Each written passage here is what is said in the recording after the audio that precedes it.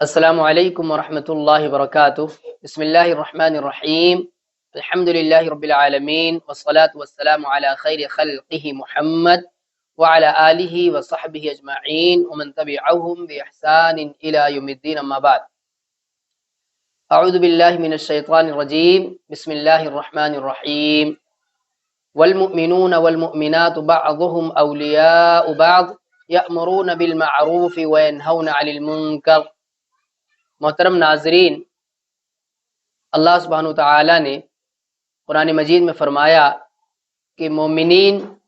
آپس میں ایک دوسرے کے ولی ہیں۔ والمؤمنون والمؤمنات بعضهم اولیاء بعض، مومن بھائی آپس میں ایک دوسرے کے دوست ہیں، مومنہ بہنیں آپس میں ایک دوسرے کی سہیلیاں ہیں۔ ان کا کام کیا ہے؟ یأمرون بالمعروف، بھلائی کا حکم دیتے ہیں، وینہون عن المنکر، اور منکر گناہ کے کاموں سے ایک دوسرے کو روکتے ہیں۔ تو اس آیت کریمہ کے اس ٹکڑے سے پتہ یہ چلا کہ ہمارا اور آپ کا یعنی اسلام کے ماننے والوں کا ایک دوسرے سے جو رشتہ ہے وہ بھلائی کا رشتہ ہے، خیر کی طرف بلانے کا رشتہ ہے، برائی سے روکنے کا رشتہ ہے، اور اسی کام کی ذمہ داری اللہ تعالیٰ نے ہمیں اور آپ کو دی ہے۔ اللہ نے فرمایا کنتم خیر امت اخرجت للناس، کہ تم بہترین امت ہو، تمہیں نکالا گیا ہے لوگوں کے لیے، دوسروں کے لیے پیدا کیا گیا ہے، اور کام کیا کرتے ہو؟ تأمرون بالمعروف وتنہون عن المنکر، بھلائی کا حکم دیتے ہو، برائیوں سے لوگوں کو روکتے ہو۔ تو ہم مسلمانوں کی یہ بنیادی ضرورت ہے اور ہماری ذمہ داری ہے کہ ہم اپنے گھر میں، اپنے علاقے میں، اپنے دوست احباب میں، اپنے رشتہ داروں میں، جہاں کہیں ہمیں موقع ملے بھلائی کا حکم دیتے رہیں اور برائیوں سے لوگوں کو روکتے رہیں۔ اگر ہم نے ایسا نہیں کیا تو ہمارا دو نقصان ہوگا۔ پہلا نقصان یہ جو اللہ کے نبی صلی اللہ علیہ وسلم نے بتایا اور حکم دیا پیارے نبی نے، لَتَأْمُرُنَّ بِالْمَعْرُوفِ وَلَتَنْهُنَّ عَنِ الْمُنْكَرِ، کہ تم بھلائیوں کا حکم دیتے رہو، برائیوں سے روکتے رہو، ورنہ کیا ہوگا یہ کہ تم اللہ تعالیٰ سے دعائیں کرو گے، اللہ کو پکارو گے، اور اللہ تعالیٰ تمہاری دعا قبول نہیں کرے گا، یعنی یہ سزا ملے گی اگر ہم نے بھلائی کا حکم نہیں دیا اور برائی دیکھ کر کے اس پہ خاموش رہ گئے، برائی سے لوگوں کو روکا نہیں، تو ہمیں یہ سزا ملے گی۔ کبھی ایسا ہوتا ہے کہ ایک آدمی کوئی برائی دیکھ رہا ہو، اس کے سامنے کوئی برائی کا کام انجام دیا جا رہا ہو،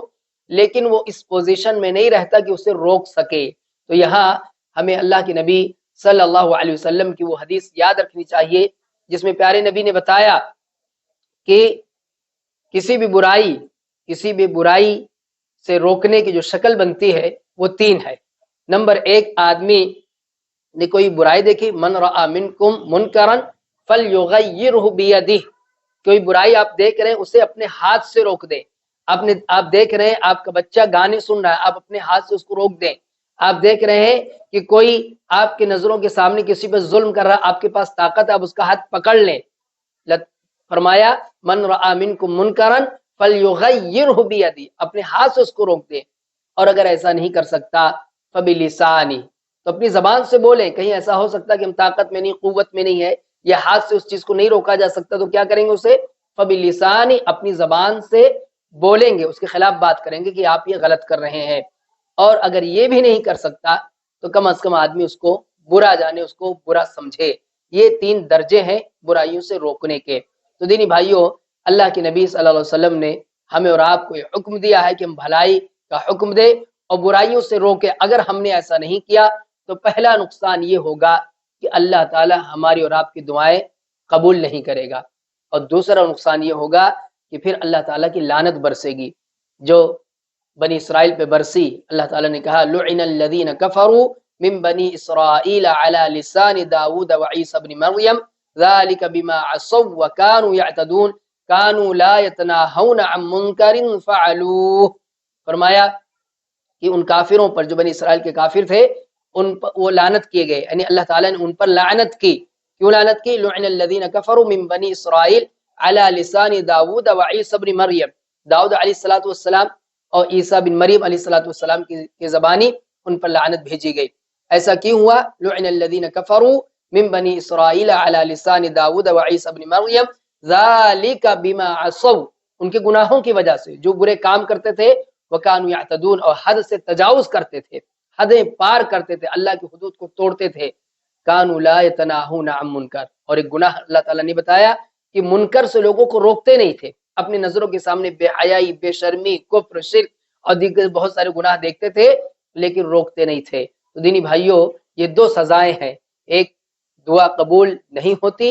اور دوسری سزا یہ کہ پھر اللہ کی لعنت برستی ہے، بندہ اللہ کی رحمت سے دور ہو جاتا ہے۔ لہذا ہمیں اور آپ کو یہ ذمہ داری سمجھنا چاہیے۔ ایک بات اور یہاں پر ذکر کرنی ضروری ہے کہ اگر ہم نے برائی کے خلاف آواز نہیں اٹھائی، برے کاموں سے لوگوں کو نہیں روکا، تو برائی طاقتور ہوتی ہے، پھر وہ بڑھتے جاتی ہے، آہستہ سا سارے لوگ اس گناہ میں شامل ہونے لگتے ہیں،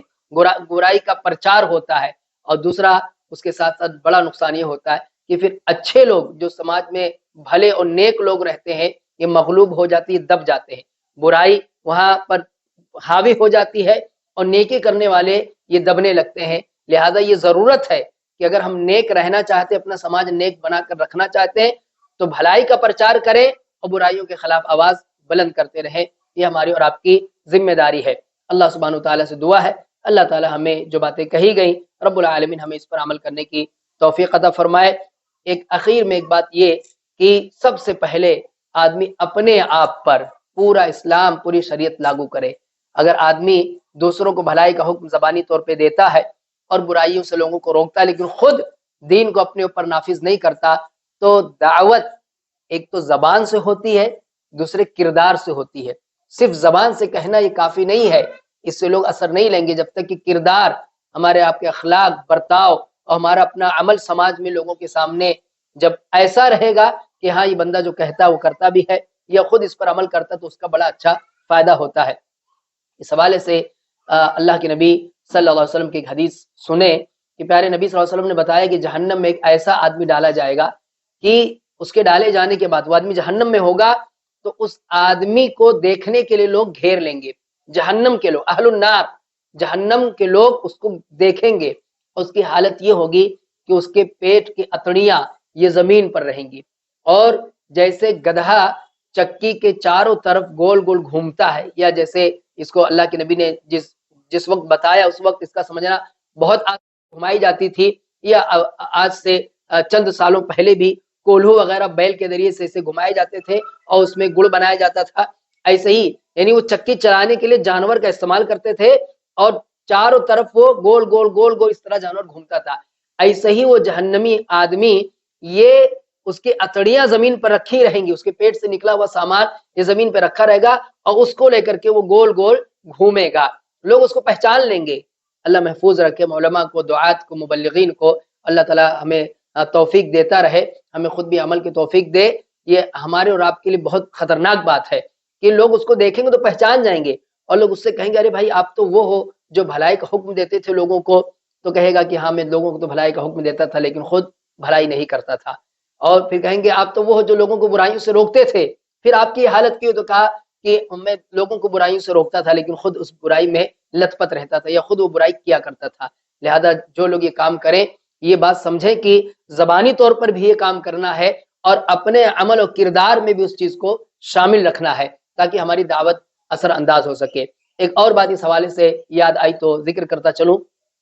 کہ دعوت کا کام کرنے سے پہلے یا بھلائی کا حکم دینے سے پہلے، برائی سے لوگوں کو روکنے سے پہلے برائی کیا ہے بھلائی کیا ہے اس کا علم ہونا چاہیے۔ ایسا نہ ہو کہ علم کے بغیر، علم مطلب مکمل علم، جس طرح سے ایک آدمی دنیا کی کوئی ڈگری حاصل کرتا ہے اور اس کو سرٹیفائڈ کیا جاتا ہے کہ ہاں یہ آدمی اس لائق ہو گیا ہے، اس کے بعد اس کو یہ اتھارٹی دی جاتی ہے کہ آپ یہ کام کر سکتے